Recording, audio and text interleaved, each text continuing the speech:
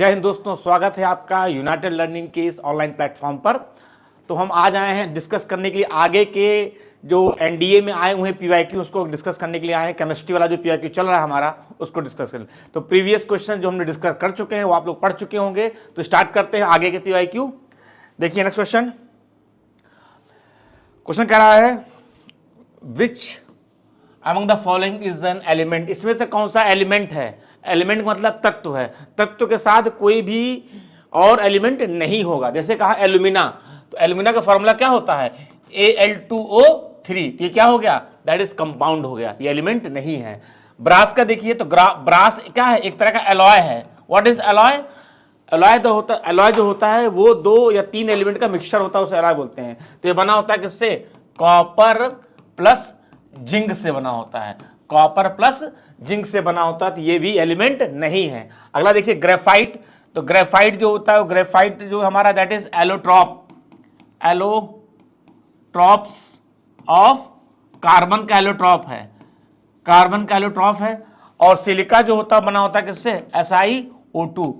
तो ये भी कंपाउंड है, ये भी आपका 2 चीजें मिलकर तो एलॉय हो गया, ये आपका एलॉय हो गया।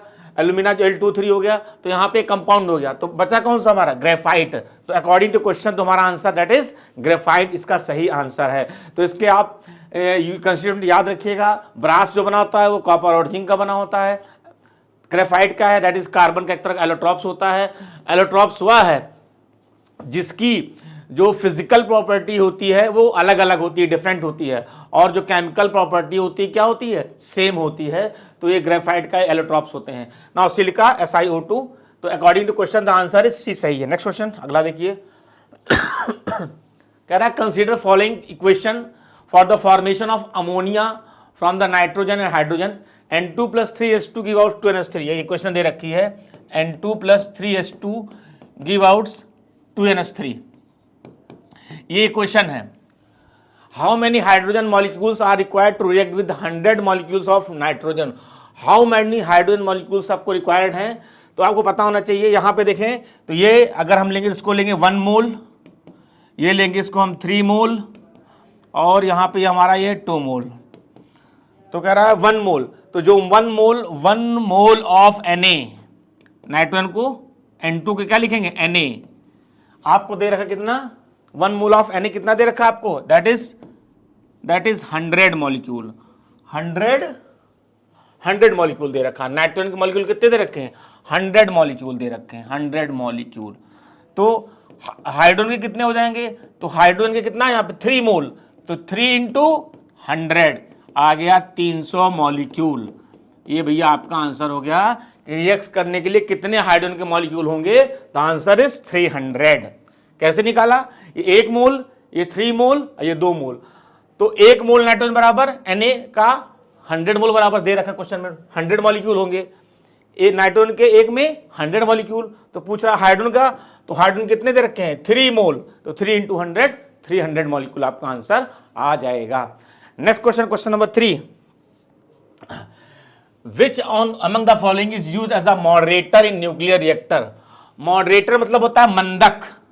मॉडरेटर मतलब मंदक, जो न्यूक्लियर फिजन या न्यूक्लियर फ्यूजन जो रिएक्शन होती है उसको कंट्रोल करने का काम करता होता है मंदक। उसकी स्पीड को रोकना, स्पीड को रोकने का काम करता है कौन? मंदक। कौन करता है? Ozone, heavy hydrogen, heavy water, hydrogen peroxide, H2O2 hydrogen peroxide. तो कौन ऐसा होता है जिसको इस्तेमाल करते हैं हम मॉडरेटर इन न्यूक्लियर रिएक्टर? तो इसका आंसर है हैवी वाटर। याद रखिएगा, हैवी वाटर होता है। और कौन होता है? ग्रेफाइट। याद रखना, ग्रेफाइट। क्वेश्चन आ सकता है इसमें से कौन सा नहीं है, इसमें से कौन सा नहीं है मॉडरेटर, तो आपको सारे पता होना चाहिए। हैवी वाटर हो गया, ग्रेफाइट हो गया, और बेरिलियम। हैवी वाटर, ग्रेफाइट और बेरिलियम ये मॉडरेटर के रूप में काम करता है। किसमें? न्यूक्लियर रिएक्टर में मॉडरेटर के रूप में काम करता है। कौन कौन? हैवी वाटर, ग्रेफाइट और बेरिलियम, जो न्यूट्रॉन की स्पीड को रिड्यूस करता है ताकि जो रिएक्शन हो वो कंट्रोल में रहे।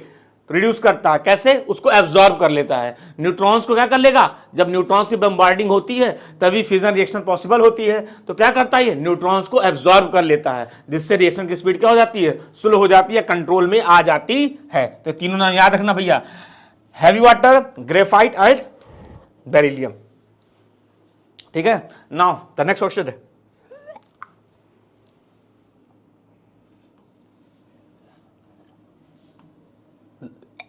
which one of the following contain maximum percentage of nitrogen by mass। अब क्वेश्चन पूछ रहा है इसमें से कौन सा ऐसा है जिसमें, कौन सा कंपाउंड है जिसमें नाइट्रोजन की परसेंटेज क्या है, ज्यादा है, किसमें नाइट्रोजन की परसेंटेज क्या है, ज्यादा है। तो ये निकालने का फॉर्मूला होता है नाइट्रोजन परसेंटेज निकालना, तो जिसका निकालना ऊपर, टोटल मोलर मास नीचे इनटू 100, ये फार्मूला होता है। तो पहले बात आपको फार्मूला पता होना चाहिए। जैसे यूरिया का क्या फार्मूला होता है, NH2CONH2, ये फार्मूला होता है NH2CONH2, the formula of urea. अब नाइट्रोजन का परसेंटेज निकालना भैया, तो नाइट्रोजन का परसेंटेज निकालना, नाइट्रोजन यहाँ 14 और 14 आ जाएगा 28, और अगर टोटल निकालें तो हो गया, नाइट्रोजन का हो गया 14 + 2 + कार्बन का 12, ऑक्सीजन का 16, नाइट्रोजन का फिर 14 और हाइड्रोजन का 2, सबको जोड़ दीजिए 14 16 32 2 34 10 34 10 44 और 2 46 50 10 60 60 आ गया। तो 28/60 × 100, ये इसके पहले पार्ट के लिए। फिर अमोनियम साइनाइड फॉर्मूला होता है NH4CN। तो इसमें देखें जरा, इसमें नाइट्रोजन परसेंटेज दिखा लें, क्योंकि हमको पूछा गया किस किस कंपाउंड परसेंटेज ज्यादा है नाइट्रोजन की, पूछा गया है। तो अमोनियम साइनाइड फॉर्मूला होता है, तो नाइट्रोजन यहाँ कितना हो गया 28, 14 ये 14 ये 28, और निकालते हैं जरा इसको, तो 14 + 4 + 12 और +14 जोड़ लीजिए 28, 28 4 32 और 2 34 10 44 आएगा इसका। तो 28/44 × 100, ये आ गया। फिर तीसरा देखते ammonium carbonate. Ammonium carbonate formula देखिए क्या होता है, अमोनियम NH4 का होल ट्वाइस CO3।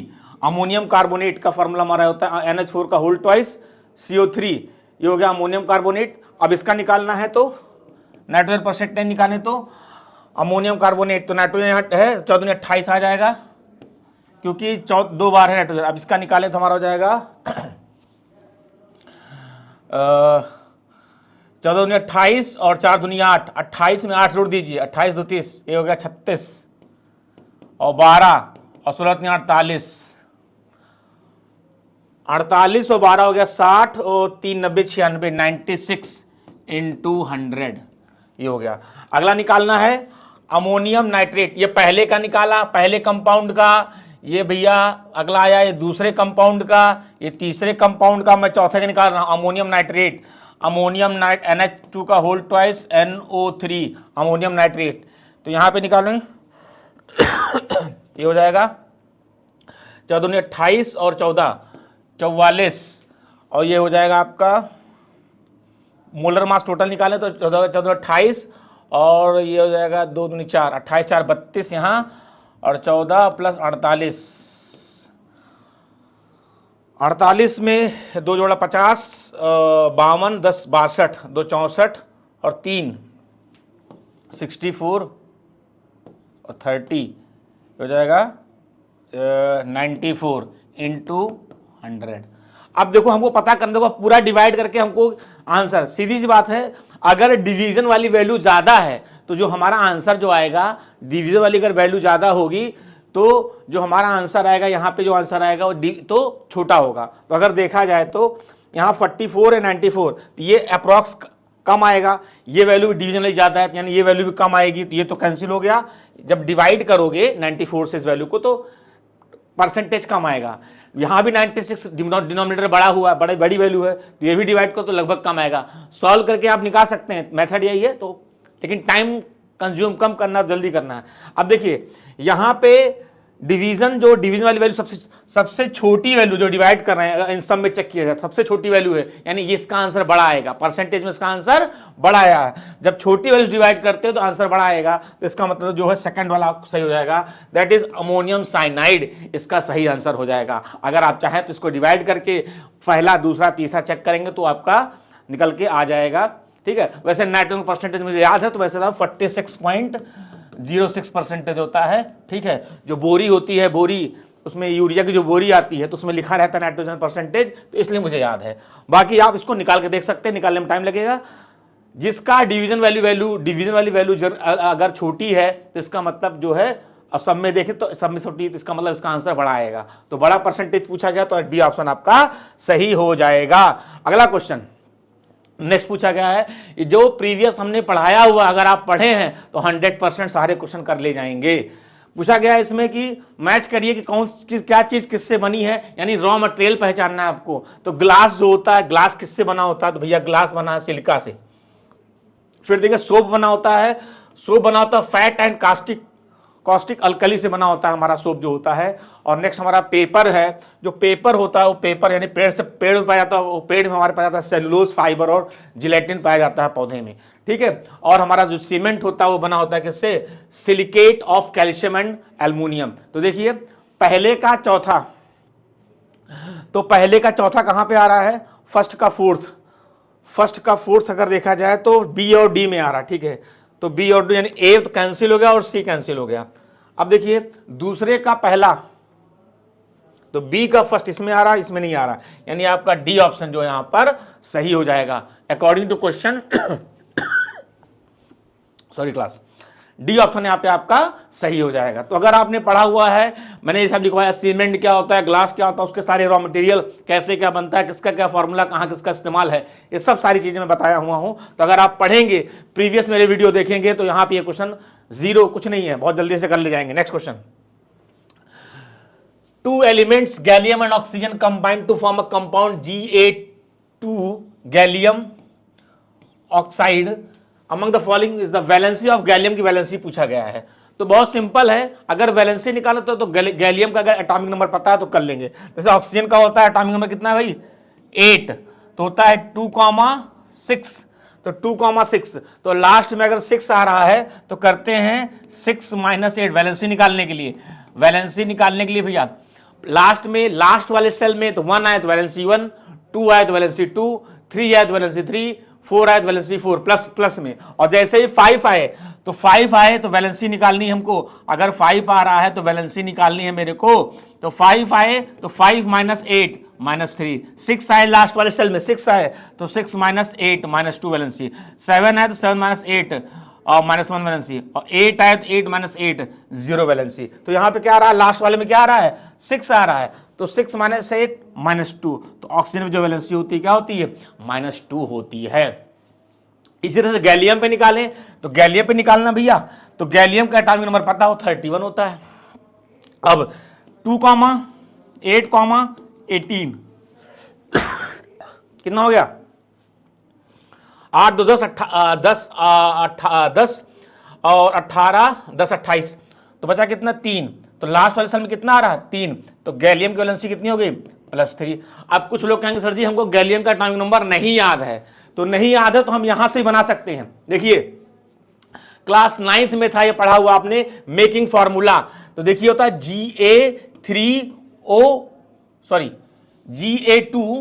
Ga2O3 लिखा हुआ है, Ga2O3 लिखा हुआ है। अब देखिए जरा इसको, तो मैं इसको लिखूंगा, होता क्या है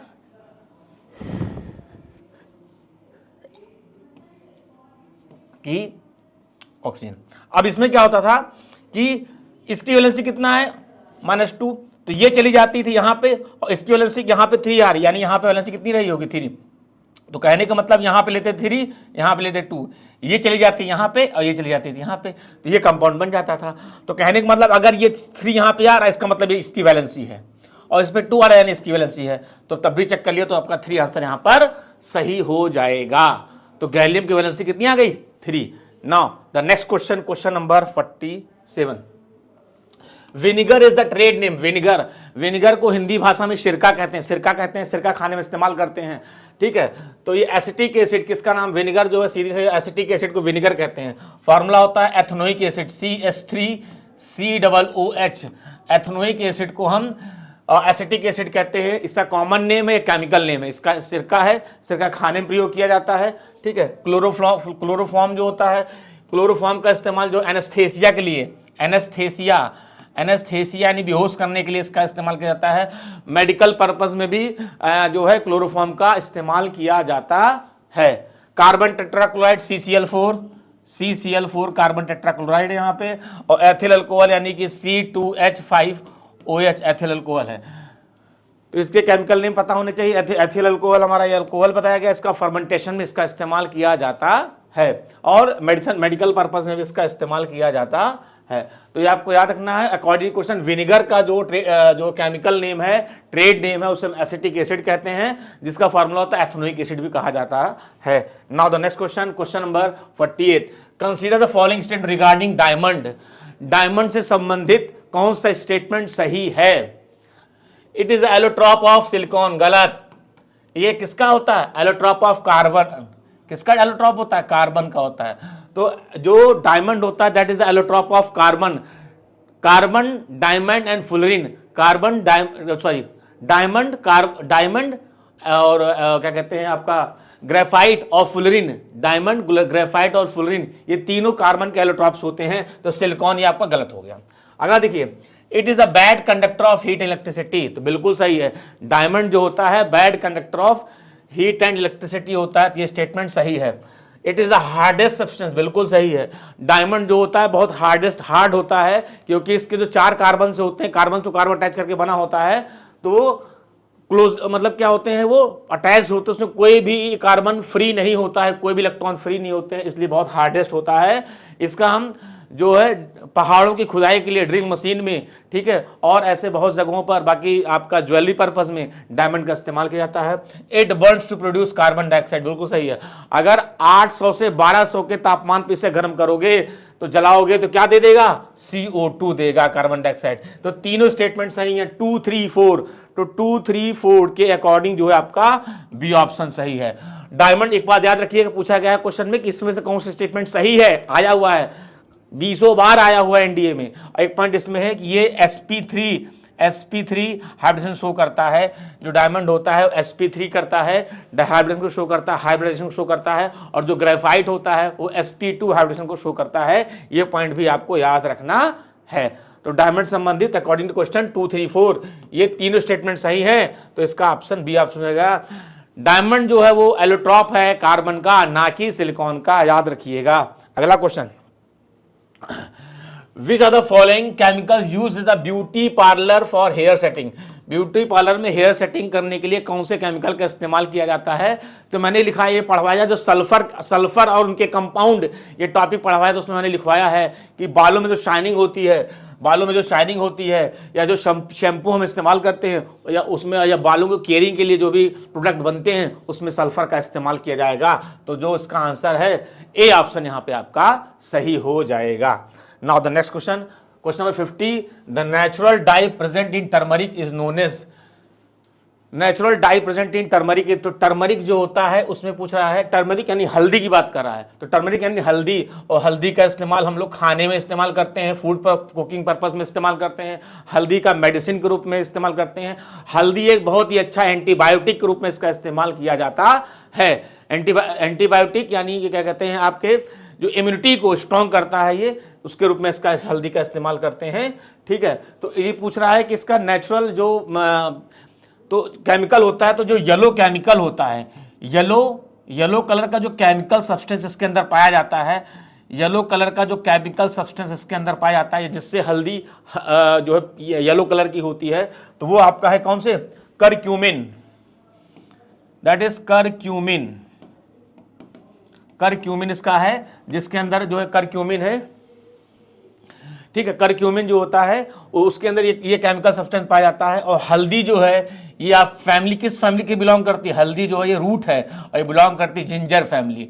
जिंजर फैमिली, अदरक की फैमिली से बिलोंग करती है हल्दी, टर्मरिक जो है, और इसमें जो केमिकल पाया जाता है येलो कलर का उसे कहते हैं करक्यूमिन कहते हैं, ठीक है, करक्यूमिन कहते हैं। और हल्दी जो होती है पीली होती है वो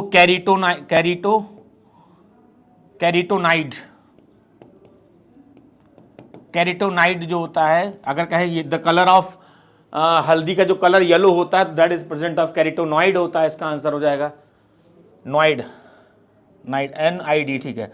और उसमें जो केमिकल प्रेजेंट होता है येलो कलर का उसका नाम होता है करक्यूमिन। तो that is answer is D option यहां पे आपका सही हो जाएगा, ठीक है। तो अभी के लिए इतना, ठीक है। जो हमने वीडियो बना रहे हैं बहुत छोटे छोटे बना रहे हैं ताकि आपको इंटरेस्ट लगे और इतने वीडियो पढ़ करके फिर आप तो थोड़ा सा रिलैक्स करके फिर आगे आप पढ़ते रहें, ठीक है। ज्यादा से ज्यादा वीडियो को देखिए ताकि जो एग्जाम हो उसमें आप अच्छा परफॉर्म कर सके, ठीक है। जय हिंद क्लास।